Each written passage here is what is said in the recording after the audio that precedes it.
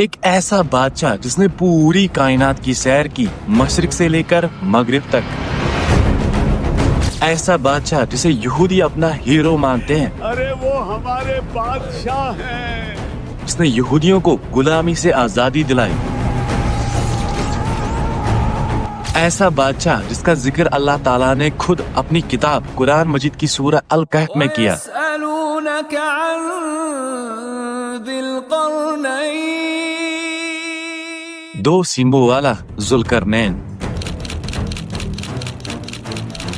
یہ کہانی کسی عام بادشاہ کی نہیں، یہ قصہ ہے اس شخص کا جس نے دنیا کے کناروں تک سفر کیا۔ جب ہمارے نبی صلی اللہ علیہ وسلم کو مکہ کے مشرکوں نے پریشان کیا، کہاں ہے محمد کا وہ اللہ؟ ہر دن ایک نئی کہانی، ایک نیا پیغام۔ لوگ ہمارے خداؤں کو چھوڑ کر اس کی طرف جا رہے ہیں۔ تم اس سے 3 سوال پوچھو، اگر اس نے جواب دے دیا تو وہ اللہ کا سچا نبی ہے۔ ارے بتاؤ نا محمد، کون تھا وہ بادشاہ جو مشرق اور مغرب تک پہنچا تھا؟ پر یہاں پر ایک بہت ہی امپورٹنٹ سوال آتا ہے، آخر ذوالقرنین تھے کون اور ان کی کہانی کیا ہے؟ تو یہ سمجھنے کے لیے ہمیں بہت پیچھے جانا ہوگا، آج سے قریب 3000 سال پہلے، جب یروشلم پر حضرت سلیمان علیہ السلام کی حکومت تھی۔ لیکن اس وقت یروشلم کو لینڈ آف کنعان کہا جاتا تھا، جس میں آج کا اسرائیل، فلسطین، جارڈن، سیریا، لیبنان جیسے دیش شامل تھے۔ سلیمان علیہ السلام نے ہی پہلی بار یہودیوں کے لیے ایک ٹیمپل بنایا تھا، جسے ہم فرسٹ سولومن ٹیمپل بھی کہتے ہیں۔ 400 سال تک یہودیوں نے یہاں پہ عبادت کی، اور پھر بیبیلون، آج کا عراق کے ایک ظالم بادشاہ نبوکڈنیزر، جسے ہم بخت نصر بھی کہتے ہیں، نے یروشلم پر حملہ کیا، اور 1 لاکھ سے زیادہ یہودیوں کو قتل کیا گیا، اور 1 لاکھ سے بھی زیادہ یہودیوں کو بندی بنا کر بیبیلون لے جایا گیا۔ یہ لوگ اب تقریباً 70 سال تک بندی بنے رہے۔ اس دوران ان پر بہت ظلم بھی کیا گیا، اور یہی پہ اللہ تعالیٰ کی طرف سے ایک عادل حکمران کو بھیجا گیا، ذوالقرنین، جسے ہم سائرس دی گریٹ بھی کہتے ہیں۔ ان 70 سالوں میں ہی حضرت عزیر علیہ السلام بھی پیدا ہوئے تھے، جنہیں اللہ تعالیٰ نے 100 سالوں تک سلایا تھا۔ جب انہوں نے یروشلم کی تباہی دیکھی تو انہوں نے کہا کہ یہ شہر اب دوبارہ کیسے آباد ہو سکتا ہے؟ تو یہ دکھانے کے لیے اللہ تعالیٰ نے ان کی دعوت توبہ کی برکت سے ان کی یہ فریاد سن لی، اور ذوالقرنین جو اس وقت ایران کے بادشاہ تھے، انہوں نے عراق مطلب بیبیلون شہر پر حملہ کیا اور بخت نصر کو قتل کیا گیا۔ سارے یہودیوں کو آزاد کیا جاتا ہے، اور ان کے حکم سے انہیں واپس یروشلم میں بھیجا جاتا ہے، اور ہیکل سلیمانی کو پھر سے تعمیر کرنے کی پرمیشن دی جاتی ہے، جسے ہم آج سیکنڈ ٹیمپل بھی کہتے ہیں۔ اب یہ تو ہم نے سمجھا کہ کیسے ذوالقرنین نے یہودیوں کو آزاد کیا۔ اب ہم واپس آتے ہیں ارلی 7th سینچری مکہ میں، جب قریش کے سردار ہمارے نبی صلی اللہ علیہ وسلم کو پریشان کرتے۔ مکہ والو، اس کی بات مت سننا، یہ میرا بھتیجا محمد ہے اور یہ دیوانہ ہے، دیوانہ۔ وہ دیکھو پاگل آدمی،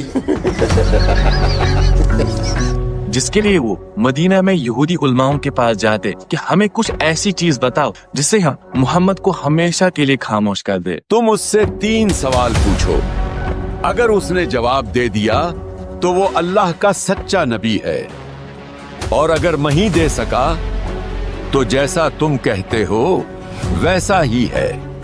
اب وہ 3 سوال کیا تھے؟ پہلا، ان نوجوانوں کے بارے میں بتاؤ جو بہت ٹائم تک غائب ہو گئے تھے، مطلب اصحاب کہف۔ دوسرا، اس شخص کے بارے میں بتاؤ جس نے زمین پر مشرق اور مغرب کا سفر کیا تھا، یعنی ذوالقرنین۔ اور تیسرا، روح کیا ہے؟ اب اسلامک پوائنٹ آف ویو سے ذوالقرنین کی کیا کہانی ہے وہ ہم دیکھتے ہیں۔ ذوالقرنین کا مطلب ہے 2 سینگوں والا، مطلب ان کی ہیلمٹ میں 2 سینگیں تھی۔ قرآن شریف سورہ الکہف کی آیت نمبر 83 سے اللہ تعالیٰ فرماتے ہیں، اے نبی، وہ تم سے ذوالقرنین کے بارے میں پوچھتے ہیں، کہہ دو کہ میں اب تمہیں اس کا کچھ ذکر سناتا ہوں۔ قرآن بیان کرتا ہے کہ انہوں نے 3 سفر کیے تھے۔ پہلا سفر ویسٹ کی طرف، مطلب مغرب کی طرف۔ ذوالقرنین جب مغرب کی طرف چلے تو وہ ایک جگہ پہنچتے ہیں جہاں سورج ایسے لگتا تھا جیسے کیچڑ بھرے پانی میں ڈوب رہا ہو۔ وہاں انہوں نے ایک قوم پائی۔ اللہ نے ان سے فرمایا، ذوالقرنین تمہیں اختیار دیا گیا ہے، چاہو تو ان کو عذاب دو اور چاہو تو ان کے ساتھ نرمی سے پیش آؤ۔ اب یہاں پر کچھ لوگ کہتے ہیں کہ ارتھ تو فلیٹ ہے یہ آیت پیش کر کے، لیکن ایکچولی یہاں پر لٹریچر میں بات ہو رہی ہے۔ جیسے ہم کہتے ہیں سن رائز اور سن سیٹ، لیکن ایکچولی ویسا ہوتا نہیں ہے، کیونکہ زمین سورج کے اراؤنڈ گھومتی ہے۔ अब इसके बाद जुल्करनैन ने कहा, जो जुल्म करेगा हम उसे सजा देंगे और जो ईमान लाए और नेक अमल करे उसके लिए अल्लाह के पास बेपनाह अजर है। अब इसके बाद दूसरा सफर शुरू होता है ईस्ट की तरफ, मतलब मशरिक की तरफ। फिर उन्होंने मशरिक का रुख किया। वहाँ उन्होंने एक ऐसी कौम पाई जिनके पास सूरज की गर्मी से, सूरज की तपिश से बचने का कोई पर्दा नहीं था। अब इस दूसरे सफर के बारे में हमें ज्यादा डिटेल नहीं मिलती है, लेकिन जो सबसे इम्पोर्टेंट है वो था उनका तीसरा सफर, ऐसा सफर जिसने जुल्करनैन को हमेशा के लिए कुरान में अमर कर दिया। जब वो दो पहाड़ों के दरमियान पहुँचे, उन्होंने देखा कि वहाँ के लोग एक अजीब जबान बोलते हैं जो बाहर के लोगों से बात ही नहीं कर पाते। उन्होंने इल्तिजा की, या जुल्करनैन, याजूज और माजूज जमीन में बहुत फसाद मचा रहे हैं, क्या हम आपको कुछ माल दे और आप हमारे और उनके बीच एक बहुत बड़ी दीवार तामीर करें।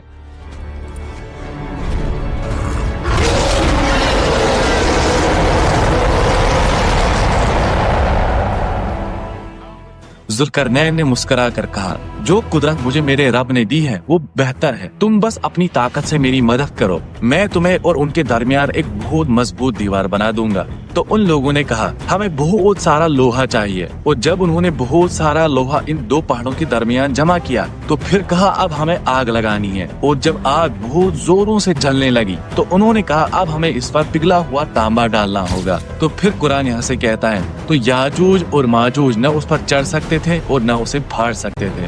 फिर जुल्करनैन ने कहा, ये मेरे रब की रहमत है, लेकिन जब वादा आएगा तो ये दीवार धूल बन जाएगी। नबी सल्लल्लाहु अलैहि वसल्लम एक दिन नींद से घबरा कर उठे और कहा कि मुझे अल्लाह ताला ने दिखाया है कि याजूज और माजूज की दीवार में एक छेद हुआ है।